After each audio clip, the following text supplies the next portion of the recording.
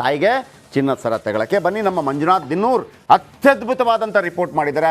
ಮಂಜುನಾಥ್ ದಿನ್ನೂರ್ ನಿನ್ನೆಯಿಂದ ಇವತ್ತಿಗೆ ಏನೆಲ್ಲ ಬದಲಾವಣೆ ಆಯಿತು? ಸಾಧಾರಣವಾಗಿ ಪಿಕ್ಚರಲ್ಲಿ ನೋಡಿರ್ತೀವಿ, ರಜನಿಕಾಂತ್ ಪಿಕ್ಚರ್, ರಾಜ್ಕುಮಾರ್ ಪಿಕ್ಚರ್ ಇದೆಲ್ಲ ನೋಡಿರ್ತೀವಿ. ಅಲ್ಲಿಗೆ ಬಂದುಬಿಡ್ತಾರೆ, ಆಮೇಲೆ ಗೊತ್ತಾಗುತ್ತೆ ನಮಗೂ ಇದು ಪಿಕ್ಚರು ಅಂತ. ಇದು ಹಂಗಲ್ಲ, ಇದು ರಿಯಲ್ ಲೈಫಲ್ಲಿ. ನಿಮಗೂ ಇದು ಇಂಥ ಸ್ಟೋರಿ ಮಾಡಿದ್ದೀರಿ ನೀವು ಕೂಡ. ನಿಮಗಿದು ಅಚ್ಚರಿ ಅಂತ ಅನಿಸ್ಬೋದು ಒಂದು ರಿಪೋರ್ಟಿಂಗಲ್ಲಿ. ನಮಗೇನು ಕೆಲಸ ಇರುತ್ತೆ? ಸಿದ್ದರಾಮಯ್ಯ ಏನು ಹೇಳಿದ್ರು, ಕುಮಾರಸ್ವಾಮಿ ಏನು ಹೇಳಿದ್ರು, ಅವರೇನು ಹೇಳಿದ್ರು, ಇದಕ್ಕೆ ನೀವೇನು ಹೇಳ್ತೀರಿ, ಇದನ್ನೇ ಮಾಡಿ ಮಾಡಿ ನಮಗೂ ಬೋರ್ ಆಗಿರುತ್ತೆ. ಇಂಥ ಕೆಲಸ ಮಾಡಿದಾಗ ಒಂದು ತೃಪ್ತಿ ಬರುತ್ತೆ ಸಮಾಜದಲ್ಲಿ, ಸಮಾಜಕ್ಕೆ ನಾವೇನೋ ಕೊಟ್ಟಿದ್ದೀವಿ ಅಂತೇಳಿ. ಎಸ್, ಏನಾಯಿತು ನಿನ್ನೆಯಿಂದ ಅಲ್ಲಿ ಮಾದೇವ್?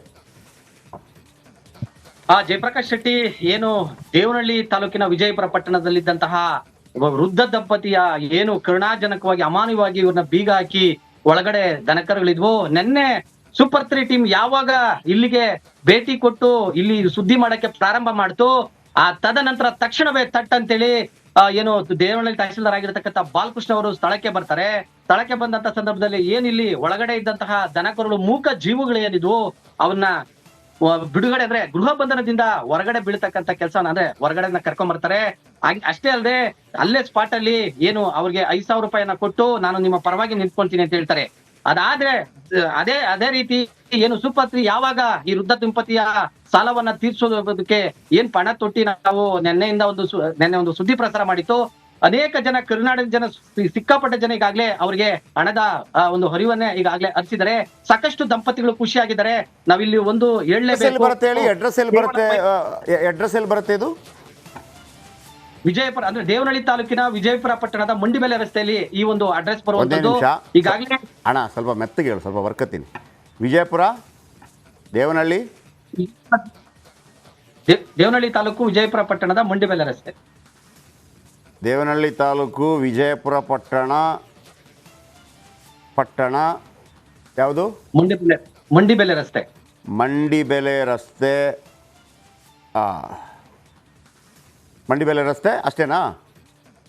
ಮಂಡಿಬೆಲೆ ರಸ್ತೆ ಅಷ್ಟೇ. ಓಕೆ. ಈಗ ನಾನು PCR ಹೇಳೋದು, ನಮ್ಮ ಮಂಜುನಾಥ್ ಅವರ ನಂಬರ್ ಕೂಡ ಒಂದು ಹಾಕಿ.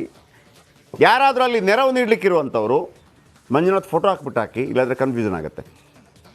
ಆ ಭಾಗದಲ್ಲಿ ಅಂದರೆ ದೇವನಹಳ್ಳಿ ತಾಲೂಕು ವಿಜಯನಗರ ಪಟ್ಟಣದ ಮಂಡಿಬೆಲೆ ರಸ್ತೆಯಲ್ಲಿ ಆ ಮನೆ ಇದೆ. ನಿಮ್ಮ ಮನೆ ಗೊತ್ತಾಗಿಲ್ಲ ಅಂತಂದರೆ ನಾನು ಮಂಜುನಾಥ್ ಅವರ ನಂಬರ್ ಕೊಡ್ತೀನಿ. ಅವರಿಗೆ ನೀವು ಕರೆ ಮಾಡಿಬಿಟ್ಟು ಅಲ್ಲಿಂದ ಕೂಡ ನೀವು ಅವರಿಗೆ ಏನಾದರೂ ಹೆಲ್ಪ್ ಮಾಡೋದಿದ್ರೆ ಮಾಡ್ಬೋದು. ಅಕ್ಕಿನೋ, ಗೋಧಿನೋ, ಬೇಳೆನೋ, ವಾಟರ್ನೋ, ಬಿಸಿರೇನೋ, ಹಳೇದು ಮಾತ್ರ ಕೊಡಬೇಡಿ. ಆ್ಯಂಡ್ ಆಫೀಸ್ಗೆ ಬರೋದಿದ್ದರೆ ನಮ್ಮ ಬಳಿಗೆ ಬರ್ಬೋದು, ಇಲ್ಲಿಗೆ ನಾನು ಅದನ್ನು ತಲುಪಿಸ್ತೀನಿ, ನಂಬರ್ 1. ಆಮೇಲೆ ನಿಮಗೆ ಅಕೌಂಟ್ ನಂಬರ್ ಕೂಡ ಕೊಟ್ಟಿದ್ದೀನಿ. ಎರಡನೇದಾಗಿ ನಮಗೆ ದಯಾನಂದ್ ರೆಡ್ಡಿ ಅಂತಿದ್ದಾರೆ. ಇವರು ಮಾಜಿ MLC. ಇವರಿಗೆ ಏನಾಗಿದ್ದಾರೆ ಅಂದರೆ ಅಖಿಲ ಭಾರತ finance bar council federation chairman ಆಗಿದ್ದಾರೆ. ಅವರು ಇವತ್ತು ಅಲ್ಲಿಗೆ ಹೋಗ್ತಾರೆ. ಎಲ್ಲ ದೂದ್ ಕಾ ದೂದ್ ಪಾನಿ ಕ ಪಾನಿ. ಅವರನ್ನು ಇಟ್ಕೊಂಡು ಒಂದು ದಿವಸ ಪ್ರೋಗ್ರಾಮ್ ಮಾಡ್ತೀನಿ. ಯಾರಿಗೆಲ್ಲ ಇಂಥ ಕಾಟಗಳು ಬಂದಿದೆ, ಕಾಟದಂದರೆ ನೀವು ನಿಮ್ಮದೊಂದು ಸ್ಟೈಲ್ ಇರುತ್ತೆ, ಸಾಲ ಮಾಡಿರ್ತೀರಿ, ಕಟ್ಟಕ್ಕಾಗೋದಿಲ್ಲ ಅಂತಂದ್ರೆ ಸರ್ ನಮಗೂ ಕಾಟ ಕೊಟ್ಟರು, ಹಂಗೆಲ್ಲ ಬರಬಾರ್ದು. ಅದೆಲ್ಲ ಆಗಲ್ಲ ನನ್ನ ಹತ್ರ. ನಿಮ್ಗೆ ಜೆನ್ಯೂನ್ ಆಗಿದ್ದರೆ ನಾನು ಅದನ್ನು ಮಾಡಿಸ್ತೀನಿ. ಆ ಪ್ರಯತ್ನ ಅಂತೂ ಪಡ್ತೀನಿ. ದಯಾನಂದ್ ರೆಡ್ಡಿ ಈ ನಡುವೆ, ದಯಾನಂದ್ ರೆಡ್ಡಿ ಯಾರು? ಈ ದಯಾನಂದ್ ರೆಡ್ಡಿ ಫಿನಾನ್ಸ್ ಮಾಫಿಯಾದಿಂದ ನೊಂದಿದ್ದೀರಾ, ಮನಸೋ ಇಚ್ಛೆ ಬಡ್ಡಿ ಹಾಕ್ತಾ ಇದ್ದೀರಾ, ಮನೆಗೆ ಬೀಗ ಜಡಿತೀವಿ ಅಂತ ಬೆದರಿಸ್ತೀರಾ, ನಿಮ್ಮ ನೆರವಿಗೆ ಬರಲಿದ್ದಾರೆ ದಯಾನಂದ್ ರೆಡ್ಡಿ. ಅಖಿಲ ಭಾರತ finance bar council federation chairman Dayanand Reddy.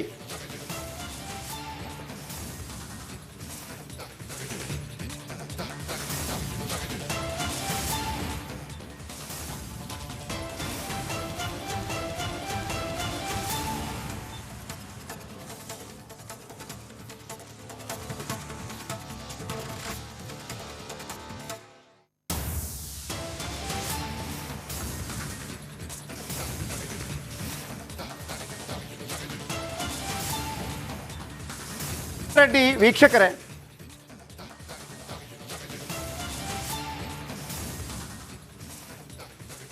ಈಗ ದಯಾನಂದ್ ರೆಡ್ಡಿ ಅಂತ ಇವರಿದ್ದಾರೆ. ಇವರು ಯಾರು ಗೊತ್ತಾ? ಇವರು ಮೊದಲು ಇವ್ರ ಜೊತೆ ಇದ್ದರು, MLC, ಮಾಜಿ MLC. ಆಮೇಲೆ ನೀವು ನೋಡಿರ್ತೀರಿ, ಅದರಲ್ಲೇನು ನನಗೆ ಮುಚ್ಚುಮರೆ ಏನು, ನಾನು ಯಾವುದನ್ನು ಮಾಡಲ್ಲ. ಇವರು ರಾಮಲಿಂಗಾರೆಡ್ಡಿ ಅವ್ರ ಜೊತೆ ಇದ್ದರು. ಈಗ ಇವರು ಅಖಿಲ ಭಾರತ finance bar council federation chairman. ಇವರ ಕೆಲಸ ಏನಪ್ಪ ಅಂತಂದರೆ, ಇವರಿದಾರಲ್ಲ ಯಾರು ಫಿನಾನ್ಸ್ ಅವರು ಏನಾದರೂ ರಾಬ್ರಿ ಬಡ್ಡಿ ತಗೊಳ್ತಾ ಇದ್ದಾರೆ, ಬಡ್ಡಿ ತೊಗೋಬೋದಿಲ್ಲ ಅಂತಲ್ಲ, ಅವ್ರಿಗೊಂದು ಸಿಸ್ಟಮ್ ಇದೆ, 2%, 3% ಹಿಂಗೇನೋ ಇದೆ. ಅದಕ್ಕಿಂತ ಜಾಸ್ತಿ ತೊಗೊಂಡ್ರೆ ಅವರನ್ನು ಕತ್ತು ಕೊಯ್ದು ಬಿಡ್ತಾರೆ ಇವರು. ಇವತ್ತು ದಯಾನಂದ್ ರೆಡ್ಡಿ ಅಲ್ಲಿಗೆ ಹೋಗ್ತಾರೆ. ಅವ್ರು ನೆನ್ನೆ ನನಗೆ ಫೋನ್ ಮಾಡಿ ಹೇಳಿದರು, ಈ ದುಡ್ಡು ಎಷ್ಟಿದೆಯಮ್ಮ ನಿಂದು ಎಲ್ಲ ನಾನು ಕೊಡಿಸ್ತೀನಿ, ಫಿನಾನ್ಸ್ ಅವನು ಬರಬೇಕು, ಒಂದೇ ₹1 ಜಾಸ್ತಿ ಹಾಕಬಾರ್ದು ಅಂತೇಳಿ. ಫೋನಲ್ಲಿದ್ದಾರಾ ದಯಾನಂದ ರೆಡ್ಡಿ? ದಯಾನಂದ ರೆಡ್ಡಿ ಮಾತಾಡಿದ್ದಾರೆ. ಅದಾದ ನಂತರ ವೀಕ್ಷಕರು ನಿಮ್ಗೆ ಹೇಳ್ತೀನಿ, ನೀವು ಕೂಡ ನನಗೆ ಕರೆ ಮಾಡಿ ಮಾತಾಡ್ಬೋದು. ದಯಾನಂದ ರೆಡ್ಡಿ ಅವ್ರನ್ನ ಒಂದು ದಿವಸ ನಾನು ಇಲ್ಲಿ ಕರ್ಕೊಂಬರ್ತೀನಿ, ಒಂದು ಲೈವ್ ಕಾರ್ಯಕ್ರಮ ಮಾಡೋಣ. ಯಾರೆಲ್ಲ ಈ ಫಿನಾನ್ಸ್ಗಳಿಂದ ಸಮಸ್ಯೆ ಆಗಿದೆ ಒಂದು ಆಂದೋಲನ ಮಾಡೇ ಮಾಡ್ತೀನಿ. ಮೊದಲಿಗೆ ದಯಾನಂದ ರೆಡ್ಡಿ ಏನು ಮಾತಾಡಿದರೆ ಕೇಳಿಸ್ಕೊಳ್ಳಿ. ಲಕ್ಷ್ಮಮ್ಮ ಇದ್ದಾರ? ಏನಪ್ಪ ಇದು ಪ್ರಾಬ್ಲಮ್ಮು? ನಾನು ದಯಾನಂದ ರೆಡ್ಡಿ ಅಂತೇಳಿ, ದಯಾನಂದ ರೆಡ್ಡಿ XMLC, ಈಗ ಆಲ್ ಇಂಡಿಯಾ ಫೈನಾನ್ಷಿಯಲ್ ಬಾರೋಸ್ ಫೆಡರೇಷನ್ ಅಂತೇಳಿ ಈ ಥರದ ಒಂದು ದೌರ್ಜನ್ಯ ಗೂಂಡಾಗಿರಿನ ತಡಿಬೇಕು ಅಂತೇಳಿ ಒಂದು ಫೆಡರೇಷನ್ನ ಮಾಡಿದ್ದೀವಿ. ಗೌರ್ಮೆಂಟ್ ಆಫ್ ಇಂಡಿಯಾದು ರೆಕಗ್ನೈಸೇಷನ್ ಫೋರಮ್ ಇದು ಫೆಡರೇಷನ್ನು. ನಾನು ಇವತ್ತೇ ನೋಡಿದೆ ಇದು ಪೇಪರಲ್ಲಿ. ಏನಿದು ಹೇಳು, ಏನು ಸಮಸ್ಯೆ? ಸರ್ 2021ರಲ್ಲಿ ನಮ್ಮ ತಂದೆಯವ್ರಿಗೆ ಆರೋಗ್ಯ ಸರಿ ಇಲ್ದಿರಾಗುತ್ತೆ. ಇಲ್ಲಿ ಜನ ಬ್ಯಾಂಕಲ್ಲಿ ಮನೆನ ಮಾಟಿಗೆ ಇದು ಮಾಡಿ 2.5 ಲಕ್ಷ ಲೋನ್ ತಗೊಂಡಿದ್ದೀವಿ. ಆಮೇಲೆ ಮಂತ್ಲಿ EMI ನಾನು ಕಟ್ಕೊಂಡು ಹೋಗ್ತಾ ಇರ್ತೀನಿ, ಒಂದು 6 ಮಂತ್. ಎಷ್ಟು ಮಂತ್ಲಿ EMI ಎಷ್ಟಿರ್ತದೆ?